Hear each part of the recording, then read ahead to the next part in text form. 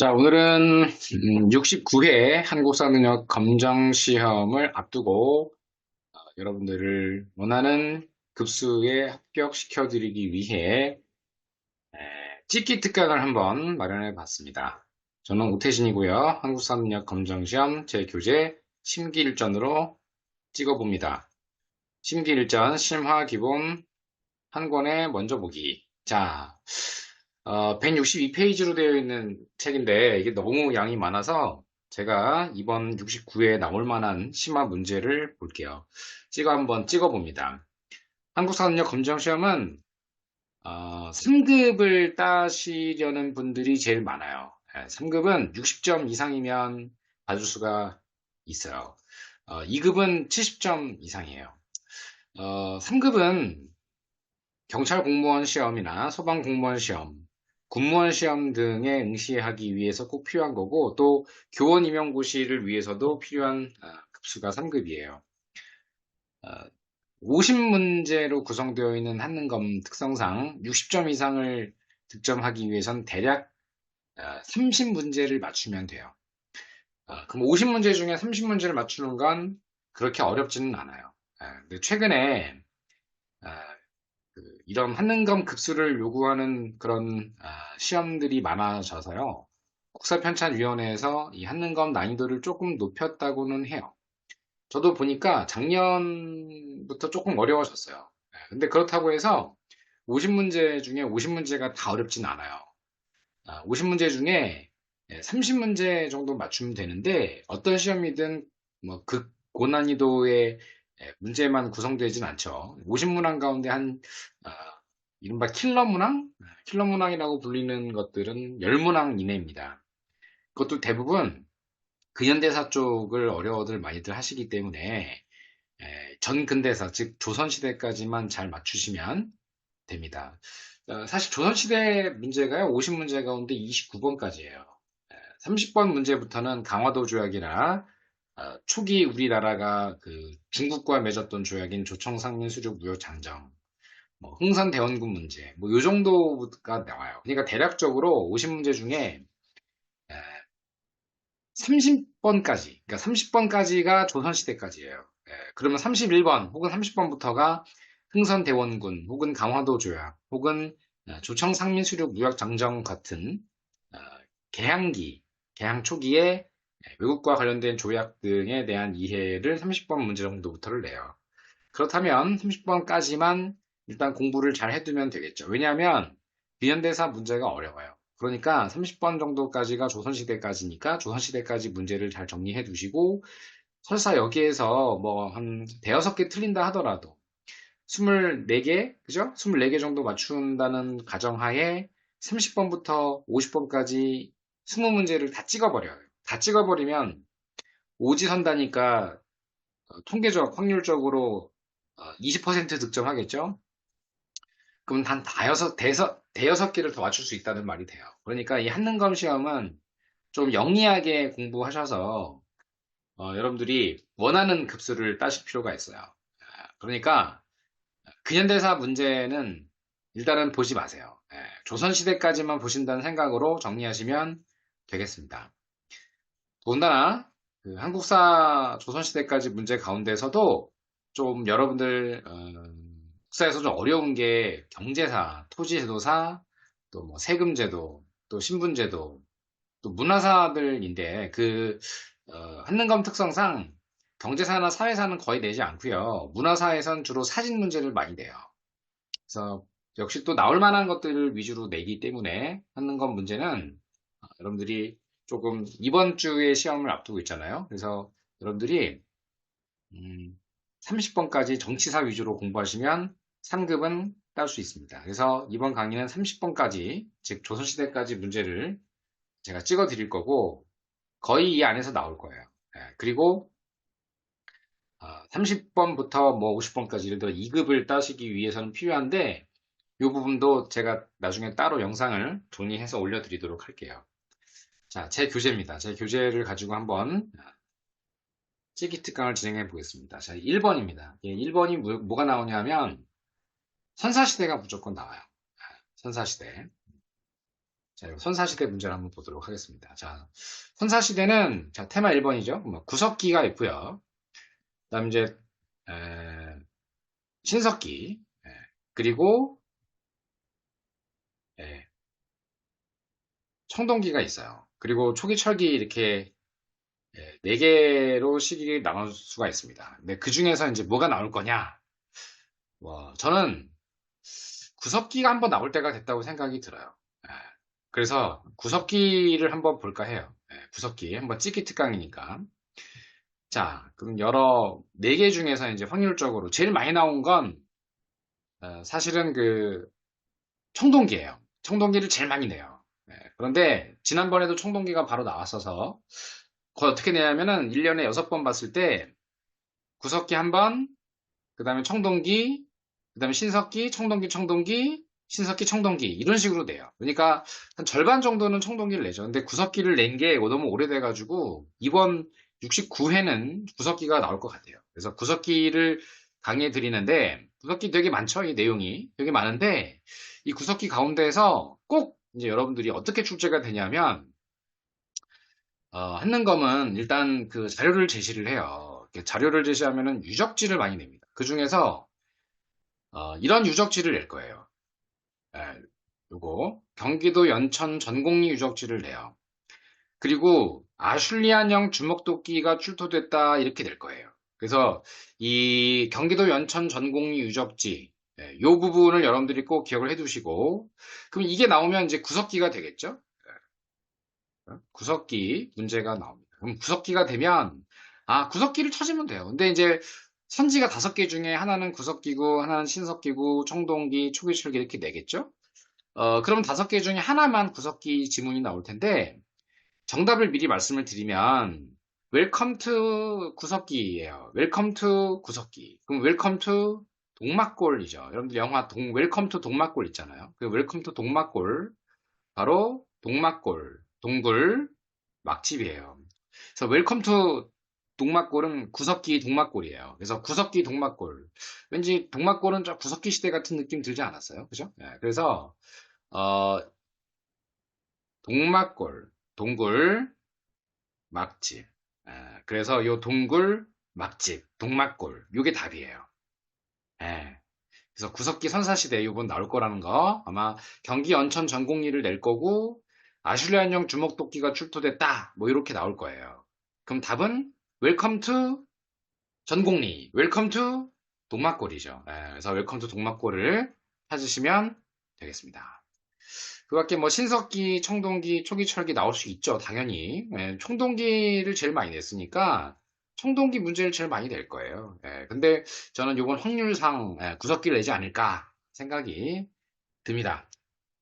자, 그럼 두 번째 문제를 한번 짚어볼게요. 자, 두 번째 문제는 초기 국가를 낼 거예요.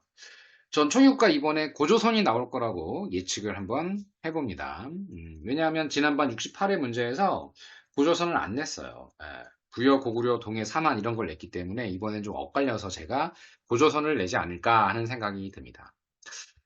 고조선이라는 나라는 우리나라에서 최초의 국가라는 걸 잘 알고 계실 거예요. 그러면 고조선을 낼 때 어떻게 낼 거냐? 뭐 항수학력 검정 시험의 특성상 뭐 단군 안검 할아버지를 막 직접 막 그릴 거예요. 그죠? 그려가지고 막 이렇게 해서 막 이런 식으로 쫑쫑쫑쫑 해서 뭐 얼굴 이렇게 한 다음에 막 수염을 막 이렇게 그리면서 이분이 이제 우리나라의 뭐 단군 안검이시다. 뭐 이렇게 내면서 최초의 국가 고조선을 내든지 단군 안검을 제시를 하든지 즉 아니면 이렇게 낼 거라고 저는 생각을 해요. 그게 뭐냐면 뭐 여러 사료가 있죠. 여러 사료 중에서 저는 이 부분을 낼 거라고 생각을 합니다. 바로 요 8조 범금. 그래서 고조선의 법이죠. 고조선의 법이 8조법이거든요. 법금이 아니라 범금인데 범죄를 뜻해요. 크리미널, 그죠? 그 다음에 금지한다. 그래서 8조 범금을 전한다. 이게 답이에요. 이번 심화 문제에서 2번 문제의 정답은 8조 범금으로 그 사회상을 알 수 있다. 이렇게 낼 겁니다. 이거는 이제 답이 이렇게 나올 거라는 거죠. 이번에 고조선 답이. 자, 그럼 세 번째 테마. 여러 나라의 발전은 뭐 부여, 고구려, 옥조, 동해, 사만을 구분하는 문제인데 글쎄요. 요번에 뭐 많이 나오는 게 이제 부여를 많이 냈는데 부여 관련돼 있는 거는 어 만약에 나온다면 부여 그러면은 주로 그 금과 은으로 만든 장신구로 치장하는 것을 즐겼다. 이제 이거를 자료를 제시를 할 거예요. 자료를 제시하면 답으로는 아마 이걸 낼 겁니다. 답으로는 은력 정월 요걸 낼 거예요. 요걸. 그래서 은력 정월에 영고라는 제천 행사를 치렀다. 요거를 답으로 낼 것이다. 저는 이렇게 예측을 한번 해봅니다. 자, 그러면 이제 옥조 동해 요것도 제가 나중에 뭐 나온다면 이제 이 얘기를 해드릴 텐데 저는 옥조 동해 요번 나올 것 같진 않아요. 그다음에 이제 3번 문제. 3번 문제는 삼국시대의 왕들을 낼 거예요. 그래서 삼국시대 왕들은 지난번 67회, 68회에서는 뭐 백제를 요즘 많이 냈어요. 근데 이제 왕들을 이제 만약 낸다면 이 세 분 중에 하나예요. 세 분 중에 한 분. 그게 뭐냐면은 요 소수리망, 고구원왕, 광개토왕 이렇게 해서 세 분 중에 한 분을 낼 거예요. 만약에 하나 더 나온다면 뭐 장수왕 정도? 장수왕 정도를 낼 거예요. 어떻게 아냐고요? 원래 그래요. 한국사는요, 검정 시험은 능력을 검증하는 게 아니고, 엄밀히 말하면은, 문제은행식으로 몇 개 안 되는 답을 가지고 돌려요, 계속. 그래서 아마 저는 다 이렇게 알고 있는 거죠. 그래서 장수왕에 대한 얘기를 물어본다던가 할 겁니다. 그래서, 소광장문, 이 순서로 외우시면 되거든요. 소광장. 그래서 여기 보시면, 고구려 왕들은, 문으로 외우시면 돼요. 문으로. 문으로 어떻게 외우냐면은, 여기 소수리망 있죠. 소수리망, 소, 광, 또 장. 이렇게 순서가 있어요. 그래서 소광장. 세 분 중에 한 분이 나올 거다. 그래서 소율불태, 소율불태. 그래서 소율불태. 소림사 불태워. 이렇게 그 다음에 그죠? 소림사 불태워. 광개토왕은요, 되게 외우기 쉬운데요. 광개토 대왕, 그러면은 이제, 뭐, 백제를 공격했다, 신라를 도와 외를 격파했다, 이걸 낼 거예요. 그래서, 광개토 대왕의 업적 가운데 요 신라를 도와 외를 격파했다, 요 얘기를 가장 많이 물어볼 거다. 그래서 저는, 광개토왕, 그러면은, 어, 난 백숙과 신라면과 우동을 먹을 거야, 이렇게 외우라고 해요, 저는. 난 백숙과 신라면과 우동을 먹을 거야. 이렇게 얘기를 하라 그래요. 그래서 백숙 하면 백제, 그 다음에 숙신, 신라면, 우동 이렇게 외우라고 합니다. 우동. 이게 관계통왕이에요. 그 다음 장수왕 하면 제일 많이 내는 거는 이거밖에 없어요. 바로 평양천도. 평양천도 한 분. 그리고 중원고구려비가 뭐 이때쯤에 만들어지지 않았을까 뭐 이렇게 많이 낼 겁니다. 요게 다고요. 그 다음 뭐 다른 왕들은 안 배워도 돼요. 그래서 이런 왕들은 안 나옵니다. 안 나오니까 이런 거는 전혀 보지 않아도 됩니다. 한국사능력 검정시험 역사상 낸 적이 없어요. 그럼 백제왕은 이제 누굴 낼 거냐? 가장 많이 낸 분은 근초고왕이죠. 그래서 이 근초고왕은 근이라는 글자 자체가 이분이 요 근자 있죠, 근. 요게 부자상속을 했다는 뜻이에요, 부자상속. 그래서 부자상속을 한 분이다. 그래서 가까울 근자를 써서 요게 부자상속을 타는 말이다. 또 고구려의 왕, 고구원왕을 살해한 임금이다. 고구려국 그러면 근초고랑 관련 있는 왕이 누구냐면은 요 근초고 하면은 요 고왕 있죠, 고왕.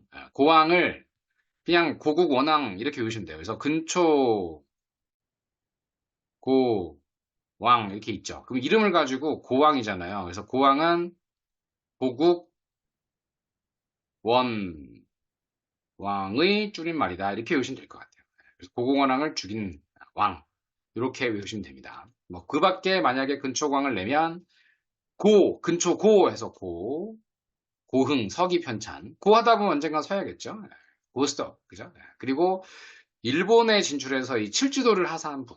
칠지도는 아마 여러분들이 요걸로 이렇게 많이들 알고 계실 거예요. 칠지도는 이렇게 생긴 칼이죠, 이렇게. 귀멸의 칼날 봐도 거기 탄지로가 이렇게 휘두르는, 탄지로 아버지가 휘두르는 칼인데, 이게 근초광이 탄지로 아버지한테 준 거예요. 이게 근초광. 그래서 근초광 이렇게 나올 거고요. 그다음 이제 최근에 나오는 왕 그러면 이 무령왕과 성왕을 많이 내거든요. 무령왕 하면은 무려 22담로를 설치한 왕. 이렇게 될 겁니다. 22담로 설치. 무려 22담로. 특히 무령왕릉은 공주에 있다 이걸 많이 낼 거예요. 그래서 공주에 있는 무령왕릉에 대한 얘기. 그래서 무령공주, 원령공주, 모노노키 히메, 원령공주, 무령공주. 그래서 무령왕 때까지만 공주에 있었어요. 그렇다면 다른 말로 하면 성왕 그 다음에 왕이잖아요. 성왕 때부터는 어디로? 공주가 아니겠죠. 바로 사비로 천도했어요. 그러면 사비가 지금의 어디냐? 사비는 지금의 부여예요. 여기 이름 들어가 있죠? 부여. 충남 부여시를 말해요. 그래서 부여로 천도한 사람이 성왕이다. 그런데 이 천도하고 중궁을 한번 꿰보려고 했는데 성왕은 이렇게 이름이 성이다시피 이렇게 앵글이 화가 많이 났어요. 왜? 바로 이 부분이에요.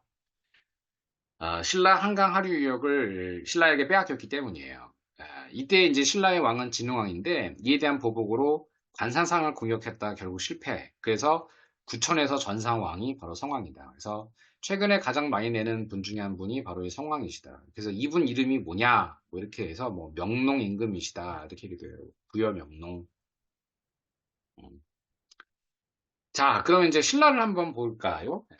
자, 그럼 신라의 왕을 묻는 문제는, 이제 누굴 내냐? 그러면은, 버풍왕 넘깁니다. 넘기고, 그래요. 여기에서 나와요. 여기에서. 그래서 제가 이제 생각하는 왕 가운데 한 분은 바로 이 진흥왕입니다. 그래서 이 진흥왕은 진흥 왕이죠. 이분은 불교를 공인한 사람은 아니고, 불교를 매우 중요하게 여긴 분이세요. 그래서 이 진흥왕은 자기 스스로를 이렇게 전륜성왕이라고 표방을 했던 분이세요. 그럼 진흥왕이 전륜성왕이죠. 그러면 전륜성왕 때 백제에 관련되어 있는 왕은 누구예요?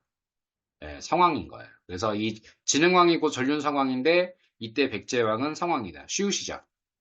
그런데 이 화랑도가 있어요. 화랑도를 공인한 사람이 누구냐? 이제 이거를 제일 많이 내는데 화랑 그러면은 그러면 히읗이죠. 히읗. 랑 뭐 리을이죠. 그래서 화랑 하면 진흥에서의 흥, 그 다음에 리을 륜 해서 이렇게 륜. 그래서 흥륜입니다. 흥륜. 그래서 이때 세워진 절 이름도 우리 시험에는 안 나오지만 흥륜사라는 절이 있어요. 그래서 흥륜사 그리고 또 비슷한 발음은 황룡사. 그래서 진흥왕 하면 흥륜사, 황룡사, 흥륜사, 황룡사. 그래서 히리을을 많이 세웠어요. 그래서 그런지 역시 화랑도도 히읗이을이에요. 그죠? 그래서 히읗이을. 그래서 진흥, 흥, 륜, 히읗이을, 황, 룡, 히읗이을, 화, 랑, 히읗이을. 그리고 여러 비석을 막 세우죠. 그래서 이 비석 순서가 디귿 다음이 비읍이고 비읍 다음이 치읓이고 치읓 다음이 히읗이에요. 그래서 디귿, 비읍, 치읓, 히읗 이 순서로 이 비석을 세웠다는 거. 요 정도. 자, 그 다음에 이제 삼국통일의 초석을 이룬 왕이 누구냐 이렇게 묻는다면 선덕여왕인데 왜 그러냐면요. 이때 누가 뿅 등장하냐면 김춘추가 등장하거든요. 그래서 이 김춘추는 고구려 연개소문 당시 이 연개소문도 되게 중요한 고구려의 실권자입니다. 그래서 이 연개소문을 만나 동맹을 제의했는데 거절당하게 되었어요. 그 배경은 바로 이것입니다. 642년 백제장군 윤충이 신라 대하성을 공격하여 도독인 김품석과 그의 부인 김춘추의 딸, 그 김춘추의 딸 이름이 고타소랑인데 김춘추의 딸이 이때 죽었기 때문에 백제에 대한 원한이 굉장히 심했어요. 그래서 고구려 연개소문을 만나서 김춘추가 동맹을 제의해가지고 백제를 공격하려고 했는데 연개소문이 거부했죠. 그럼 김춘추는 여기서 포기 아니죠. 바로 이렇게 내려갑니다. 진덕여왕 때 나당 동맹이 체결되었다. 648년. 이게 바로 삼국통일의 배경이다. 얘기할 수가 있겠어요. 한편 이제 가야라는 문제가 또 나올 수도 있죠, 당연히. 뭐 사진 문제가 있지만 하나쯤은 나올 수도 있는데, 가야 문제가 만약 나오면은 저는 이제 금관가야나 대가야 둘 중에 하나 구분하는 문제가 나온다고 봐요. 그래서 금관가야 그러면은 요 금자가 바로 요겁니다, 요거. 야, 보면 금 하면 쇠금자죠. 성김. 그래서 아, 김해가 여기서 나온 말이구나. 또 해가 있어요. 해. 요 바다해죠. 그래서 이 바다해 그러면 바로 이렇게 중개무역을 했다라는 것. 바다를 통해서. 이게 금강가야 김해입니다. 시조는 김수로죠. 특히 김수로의 부인이 최초 외국인 며느리 허황옥이다. 인도 사람이에요. 그래서 인도 사람 허황옥이라는 걸 중요하게 생각하시면 좋겠습니다. 자, 그 다음 삼국통일 순서죠. 요거 이제 3점짜리 문제로 많이 돼요. 그래서 제일 먼저 1번 백제가 멸망했던 시기. 이게 대략적으로 백제가 무조건 먼저 멸망을 해야 돼요. 그래서 660년부터 663년까지.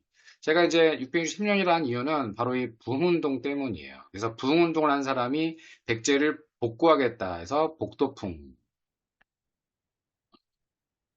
특히 임존성 이게 예산인데 지금 그랬쥬 저랬쥬 하는 백종원의 그 고향이죠. 임존성. 그래서 여기가 바로 특치상지임.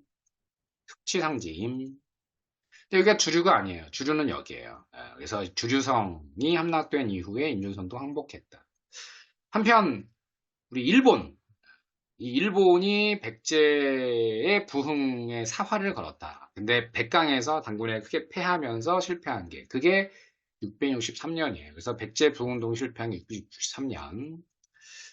다음 이제 고구려가 멸망하는데 이 배경은 연개소문이 죽어서예요. 그래서 연개소문이 666년에 죽고 그 아들들끼리 결국 또 싸움이 있었습니다. 그래서 연남산, 연남건이 항복을 하며 결국 고구려가 멸망을 했고 멸망 이후에 중국은 이 안동도호부라는 것을 평양에 설치했어요. 안동이라는 말은 이제 중국이 우리나라를 지배할 때 주로 사용하는 말이에요. 동이족을 안정시키겠다 이런 뜻이죠. 그랬는지 안동도부에 저항한 사람이 안승이었다. 싫거든 나는 안동도부를 이겨버릴 테야. 그게 안승이죠. 안승 이 사람들 중요하죠. 바로 고장왕의 둘째 아들 프린스예요. 왕자. 근데 이 안승은 어디로 망명했냐면 나중에 이 건모잠을 죽이고 신라로 망명을 하게 됩니다. 그래서 한능검에 굉장히 중요한 하나의 또 지문으로 많이 내기도 해요. 자, 이제 세 번째 파트, 나상전쟁 파트입니다. 나랑전쟁은 소보마매기로 외우시면 돼요. 소보마매기. 그래서 이 소보마매기 그러면 소보루 빵도 먹고 맛있는 메기도 먹고 이게 이제 나당전쟁 순서예요. 그래서 소부리주 설치, 그 다음에 보덕국, 소보, 마전 적성전투, 매초성전투. 이때 김유신의 아들 원술이 활약을 했어요. 그다음 마지막 전투가 기벌포 전투. 이게 삼국통일의 마지막입니다.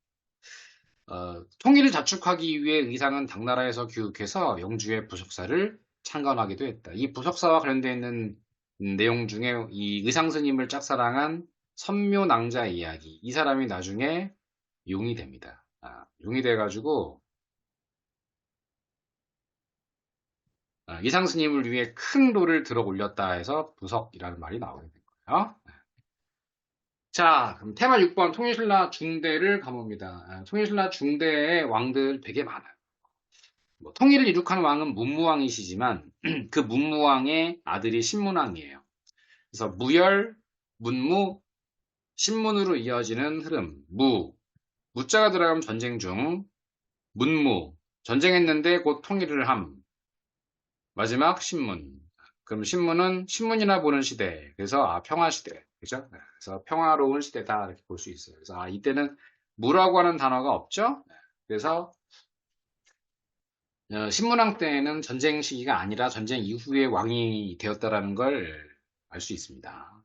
특히 그 아버지가 문무왕이시잖아요. 그래서 이 문무왕이 난 나중에 동해를 지키는 용이 될 거야 라는 유언을 남기시죠.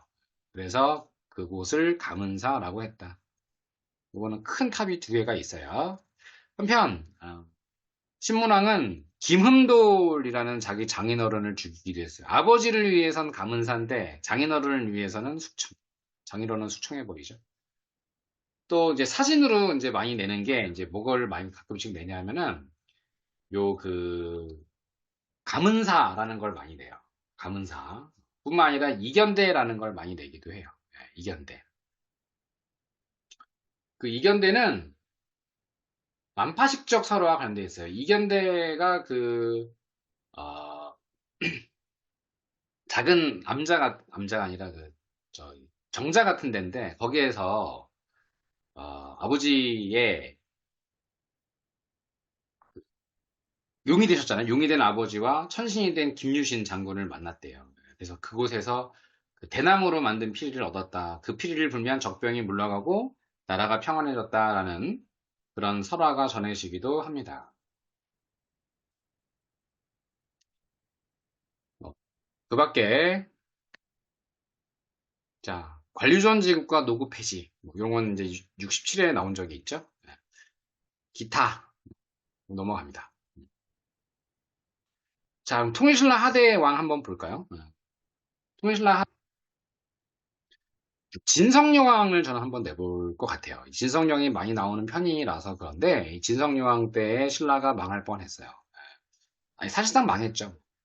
그래서 이 시기에 여러 반란이 막 일어났다. 그래서 진상여왕이었어요. 그래서 여러 왕들 뭐 선덕왕, 원성왕, 헌덕왕, 흥덕왕 뭐 이런 왕들 중에 진상인 왕이 누구냐? 제일 진성여왕 때 신라가 망할 뻔했다. 예. 그래서 그때 뭐 반란이 있고 막 그러죠.